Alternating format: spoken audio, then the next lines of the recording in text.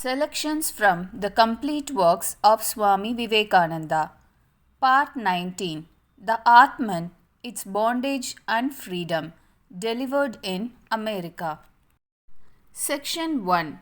According to the Advaita philosophy, there is only one thing real in the universe, which it calls Brahman. Everything else is unreal, manifested and manufactured out of Brahman by the power of Maya.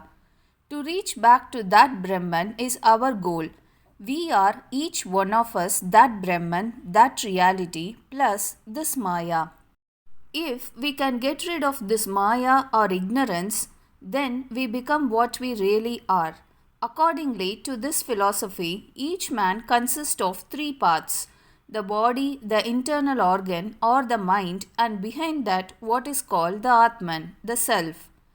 The body is the external coating and the mind is the internal coating of the Atman, who is the real perceiver, the real enjoyer, the being in the body who is working the body by means of the internal organ or the mind.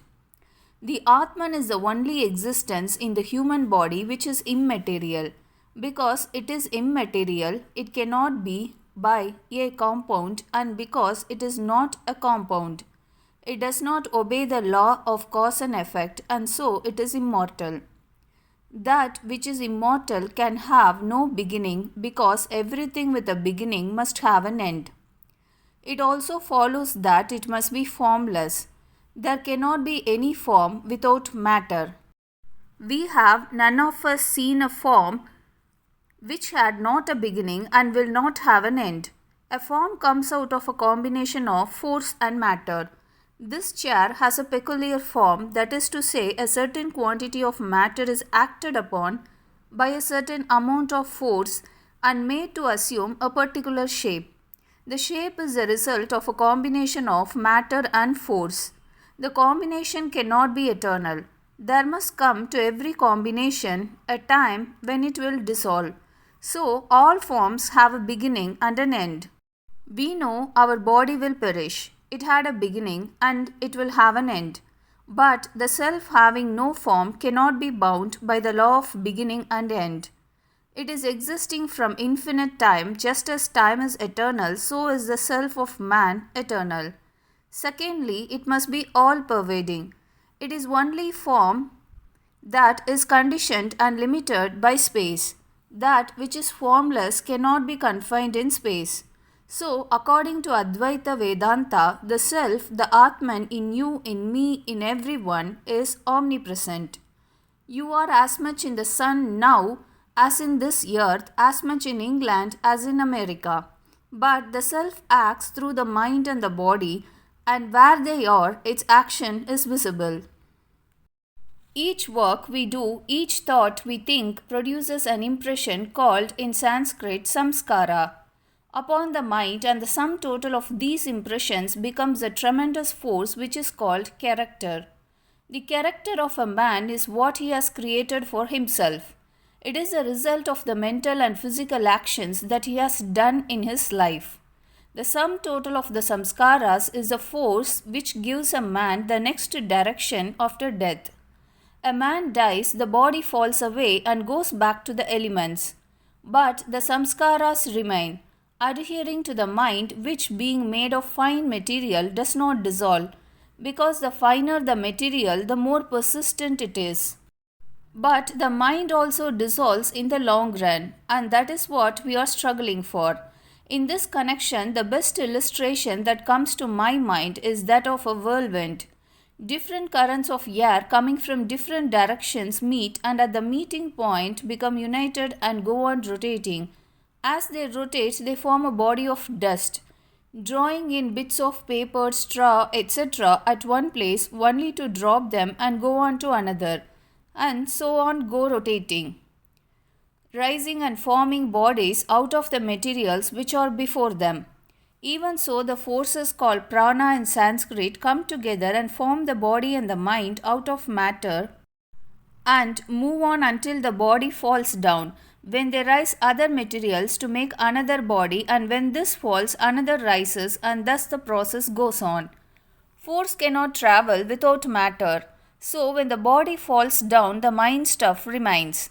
Prana in the form of samskaras acting on it, and then it goes on to another point, rises up another world from fresh materials and begins another motion. And so it travels from place to place until the force is all spent and then it falls down, ended.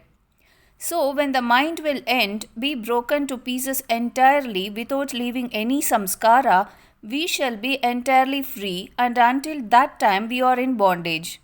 Until then, the Atman is covered by the whirl of the mind and imagines it is being taken from place to place. When the world falls down, the Atman finds that it is all pervading. It can go where it likes, it's entirely free and is able to manufacture any number of minds or bodies it likes. But until then, it can go only with the world. This freedom is the goal towards which we are all moving. Suppose there is a ball in this room and we each have a mallet in our hands and begin to strike the ball, giving it hundreds of blows, driving it from point to point until at last it flies out of the room. With what force and in what direction will it go out?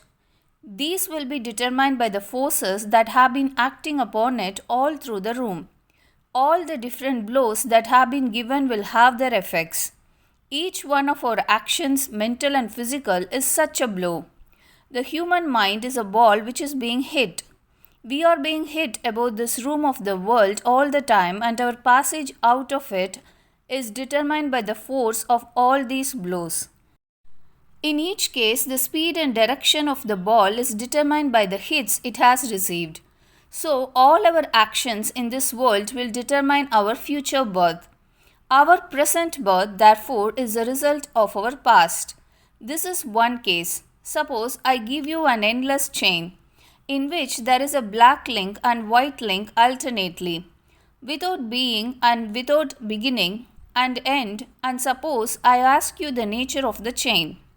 At first you will find a difficulty in determining its nature, the chain being infinite at both ends, but slowly you find out it is a chain. You soon discover that this infinite chain is a repetition of the two links, black and white, and these multiplied infinitely become a whole chain. If you know the nature of one of these links, you know the nature of the whole chain, because it is a perfect repetition. All our lives, past, present and future, form, as it were, an infinite chain without beginning and without end, each link of which is one life, with two ends, birth and death. What we are and do here is being repeated again and again with but little variation. So, if we know these two links, we shall know all the passages we shall have to pass through in this world. We see therefore that our passage into this world has been exactly determined by our previous passages. Similarly, we are in this world by our own actions. Just as we go out with the sum total of our present actions upon us, so we see that we come into it with the sum total of our past actions upon us. That which takes us out is the very same thing that brings us in. So, what brings us in? Our past deeds. What takes us out? Our own deeds here, and so on we go. Like the caterpillar that takes the thread from its own mouth and builds its cocoon and at last finds itself caught inside the cocoon. We have bound ourselves by our own actions. We have thrown the network of our actions around ourselves. We have set the law of causation in motion and we find it hard to get ourselves out of it. We have set the wheel in motion and we are being crushed under it. So this philosophy teaches us that we are uniformly being bound by our own actions, good or bad. The Atman never comes nor goes, is never born nor dies. It is nature moving before the Atman, and the reflection of this motion is on the Atman, and the Atman ignorantly thinks it is moving and not nature. When the Atman thinks that it is in bondage, but when it comes to find it never moves, that it is omnipresent, then freedom comes. The Atman in bondage is called Jiva. Thus, you see that when it is said that the Atman comes and goes, it is said only for facility of understanding. Just as for convenience in studying astronomy, You are asked to suppose that the sun moves round the earth. Through such a truth is not the case. So the jiva, the soul, comes to higher or lower states. This is the well known law of reincarnation, and this law binds all creation. People in this country think it too horrible that man should come up from an animal. Why, what will be the end of these millions of animals? Are they nothing? If we have a soul, so have they, and if they have none, neither have we. It is absurd to say the man alone has a soul and the animals none. I have seen men worse than animals. The human soul has sojourned in lower and higher forms, migrating from one to another according to the samskaras or impressions. But it is only in the highest form as man that it attains to freedom. The man form is higher than even the angel form, and of all forms it is the highest. Man is the highest being in creation because he attains to freedom. All this universe was in Brahman, and it was, as it were, projected out of him, and has been moving on to go back to the source from which it was projected. Like the electricity which comes out of the dynamo completes the circuit and returns to it. The same is the case with the soul. Projected from Brahman, it passed through all sorts of vegetable and animal forms, and at last it is in man. And man is the nearest approach to Brahman. To go back to Brahman from which we have been projected is a great struggle of life. Whether people know it or not does not matter. In the universe, whatever we see of motion, of struggles in minerals or plants or animals is an effort to come back to the center and be at rest. There was an equilibrium, and that has been destroyed, and all parts and atoms and molecules are struggling to find their lost equilibrium again. In this struggle, they are combining and reforming, giving rise to all the wonderful phenomena of nature.